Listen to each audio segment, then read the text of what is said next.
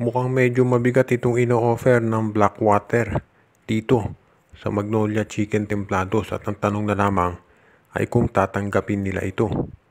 Dahil sa ngayon mukhang itong sabihin na natin kupunan ni Coach Jeffrey Cariaso ay alam na itong si Troy Rosario kapag naging unrestricted free agent, hindi na yan babalik dito sa Blackwater. Sa tingin ko hindi naman yan sikreto.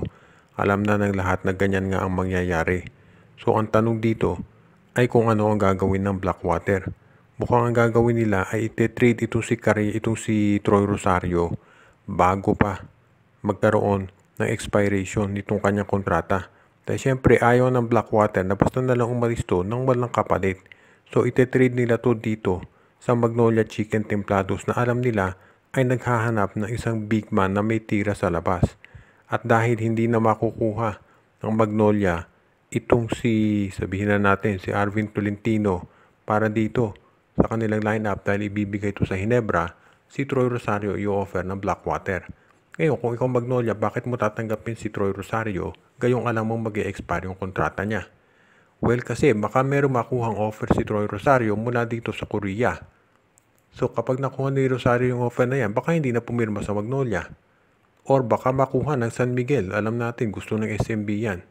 So ngayon, kailangan siguro tanggapin na ng Magnolia yung trade offer nitong Blackwater para dito kay Troy Rosario. So ang tanong, sino ba hinihingi ng Blackwater? Well, mukhang hinihingi ng Blackwater dito ay itong si Jackson Corpus plus yung first round pick ng Magnolia. Si Jackson Corpus, ibibigay nila yan. Pero ang tanong, yung first round pick, kung ibibigay ba ng Magnolia? Dahil syempre, importante yan ngayon para dito sa Hotshots dahil gusto nilang mag-rebuild. So, yan ngayon ang kinakailangan pag-isipan ng coaching staff. Totoo nga ba na itong San Miguel Beer ay tinitingnan na kung saan nila pwedeng i-trade itong si Simon Enciso? Ito kasi si Simon Enciso, yan ang pang third point guard ng San Miguel Beer at gusto na raw itong i-trade ng SMB dahil inconsistent ang laro. At mukhang ang tinitignan daw nila ito si Tyler Tio mula dito sa Phoenix Fuel Masters.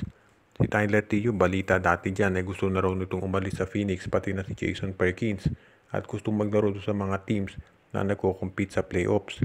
Hindi pa natin matitiyak kung ito ay mangyayari, pero kung sakasakali na magpa-trade itong si Tyler Tio, sa tingin ko mas hihigit pa dito kay Simon Enciso ang hihilingin kapalit nitong Phoenix Fuel Masters. Dahil itong Phoenix, independent team naman yan, so hindi sila papalugi pagdating dito sa mga trades ng SMC at ng MVP Group. Mahusay na player si Enciso. Pero syempre, ang gugustuhin ng Phoenix, yung starter 5 ang quality nung magiging kapalit ni Tyler Tio dahil sa kanila, itong si Tyler Tio ang kanilang starting point guard. So syempre, ganyang klaseng guardia rin ang gusto nila na maging kapalit nito. So sa tingin ko yung Tyler Tio for Simon Enciso hindi papayag dyan ang Phoenix Fuel Masters unless magdagdag pa ng iba pang players ang San Miguel Beer na pwede nilang ipamigay. So sa ngayon ito si Tyler Tio kung talagang iti-trade yan ditong Phoenix Fuel Masters, sa tingin ko kinakailangan ng mas additional players pa na ibibigay ng SMB kung talagang gusto nila itong makuha. Kung si Terence Romeo siguro kapalit baka pumayag pa Phoenix, pero sa tingin ko kahit na injury prone to si Romeo, hindi yan ite-trade ng SMB.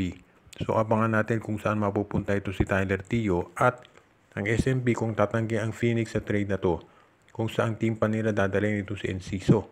Baka sa Northport o sa Terra Firma. Depende yan kung sino mapupunta sa kanila dahil alam natin Hinebra nangangailangan din ng mga guard.